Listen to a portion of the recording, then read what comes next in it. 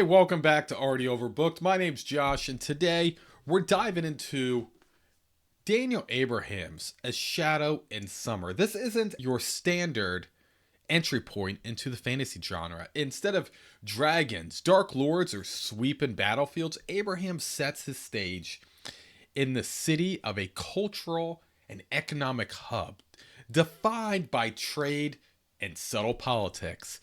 The conflicts is intimate and sweeping consequences of choice and betrayals that ripple that you expand across the rest of this series. So let's go in and jump into the plot. The story takes place in a bustling trade hub whose wealth and influence all hinge on one single thing: cotton.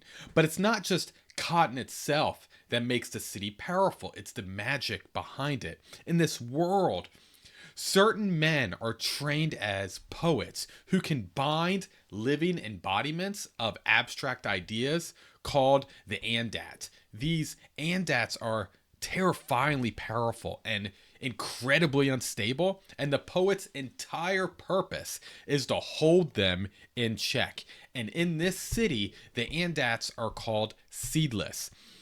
His power is simple but world shaking. With a thought, he can strip seeds from cotton.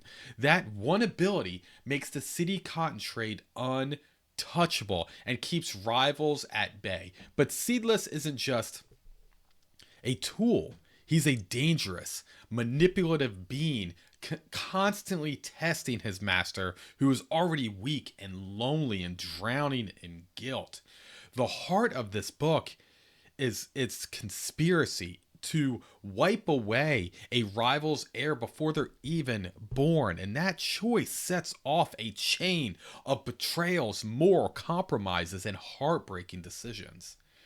And unlike a lot of other fantasies, the climax isn't a massive battle or a showdown of swords. Instead, it's deeply personal. It's about relationships building apart, about people realizing too late what their choices have cost, and about the quiet devastations that come from ambitions unchecked. The writing style in A Shadow in Summer is quiet, deliberate, and honestly a little deceptive. Abraham doesn't hit you over the head with flashy prose or action packed chapters. Instead, he builds his slow rhythm where the real power comes from what isn't said. Dialogue in this book is layered. Characters are always speaking in two voices, one with their words and another with their silence, their gestures, and things they leave unsaid. And that's one of my most fascinating aspects of his writing style, the gesture language. It's this cultural system where people accompany their words with physical signs, gestures that show apology, amusement, or even sorrow. It adds an extra layer to every interaction, almost like each conversation is like a chess match being played on two boards at once. Misunderstood someone's tone or gesture, and the stakes are just as high if you lost a duel with them in other types of fantasies. What also stands out is how Abraham grounds his world not in those endless battles or amazing maps, but in the economics, in the politics, and the cotton trade, contracts, negotiations. These are the battlegrounds in this world, and the way he writes about them gives them weight and tension. So you feel like a deal being signed in a merchant's office carries the same danger as a character with a sword fighting in a field. His prose itself is measured. It doesn't feel rushed, and it doesn't try to dazzle you with all these lyric excess words. But when the emotional beats land, it hits so good. The restraints make those moments of pain, betrayal, and intimacy feel sharp because they come after such carefully controlled buildup. It's the style that makes you ask for patience. But if you're willing to sit with it, it's so deeply rewarding. Now, when it comes to the themes of A Shadow in Summer, it's less about the swords and destiny and more about the very human weight of power. Abraham asks us as the readers to think about what it means to hold responsibility when every choice you make ripples across countless lives. The poets who bind the andat aren't celebrated heroes. They're men burdened with impossible expectations. Power in this book doesn't elevate people, it really just erodes them. We also see a constant tension between duty and personal choices. Over and over, characters are faced with this heartbreaking tug of war. Do you live for yourself or do you live for others? And what price do you pay either way? One of the heaviest themes for me was the one that makes the book linger: an exploitation. The plot that drives the novel, using seedless to ensure that unborn children never see life, is chilling. It's not magical, used for spectacle, but magic turned into a tool of cruelty wrapped up in profit and politics. And Daniel Abraham forces the reader to sit with these moral ugliness, to see how ambition and trade can strip away humanity in the pursuit of power. The underlying theme of all this is loneliness. Nearly every single character is isolated, physically or emotionally, in some way within this book. Even in moments of connection, those relationships are fragile, easily broken under the strain of ambition, betrayal, or even pride. Overall, the tone of this novel reflects those themes. It's thoughtful, it's sad, and it's very tense. It is not the kind of book that explodes with action on every page, but one that builds its weight through silence, through unspoken words, through the crushing sense that every small decision could collapse an entire city. It whispers rather than shouts, but the whispers carry more power than most fantasy books do with the screaming and the blood and the intensity. So the pros and the cons, and of course we're going to start with the pros. The pros for this, I think one of the biggest strengths of this book is the magic system. The andats are such a brilliant concept. These living embodiments of ideas that can be bound by poets, but never without some kind of cost.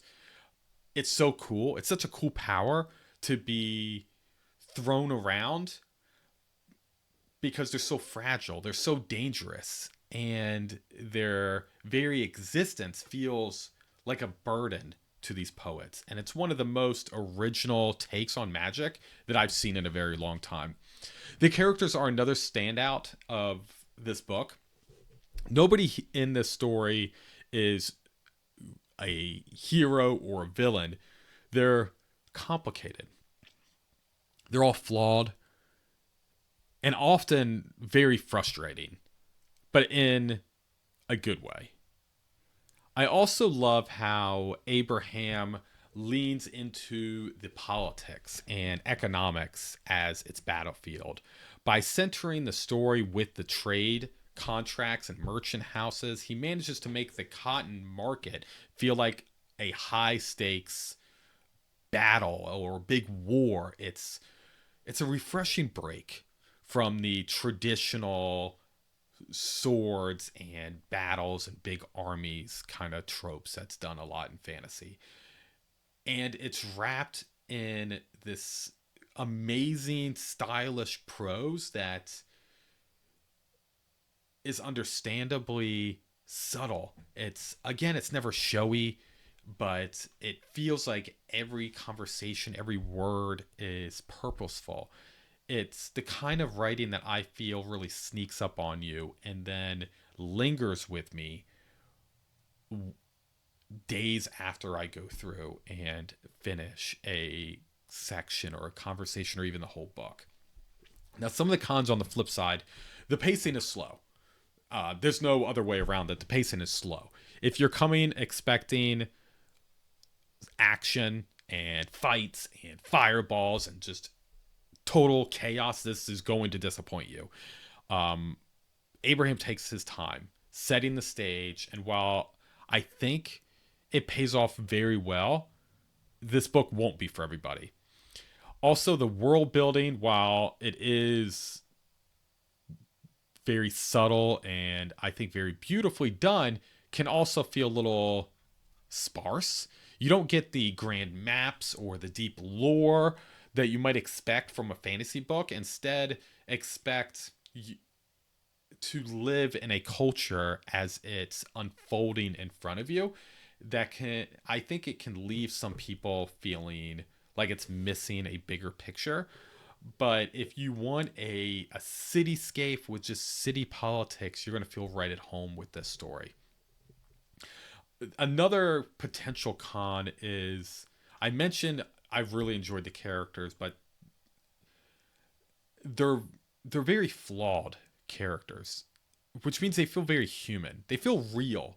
As I mentioned, they're not like heroes or villains. So there's times within the story that the characters feel short-sighted and frustrating because they're thinking of only the moment and not thinking of how this is going to impact them long term, which I get it. It's part of the arc, but it's going to test your patience a little bit.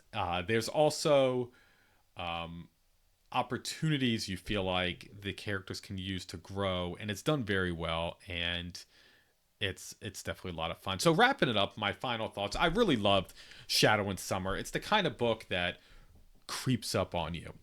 At first you think it's going to be small and quiet, maybe even too slow at times, but the deeper you sink into it, the more you realize how powerful it is. The magic system is unlike anything else in fantasy. The characters are layered, they're morally complex, and Abraham's restraints in his writing makes the emotional payoffs land so well. Is it going to be for everybody? Probably not. If you need constant action, battles, and high octane pacing, this might feel way too slow for you. If you like thoughtful, character-driven fantasies that builds its weight through politics, relationships, and real consequences of their choices, this is absolutely going to be worth your time. For me, this book is an easy 9 out of 10. I loved it. And honestly, it has me very excited to see where the rest of the series is going to go. Because this book is just a foundation. Then I can only imagine how devastating the next few books will be. And now I want to hear from you. Have you read A Shadow in Summer? Did you connect with it, or was it maybe too quiet for your taste? Drop your thoughts down in the comments below. And thank you so much for watching. Don't forget to like, subscribe. You know what to do. Till I see you in the next one, stay overbooked.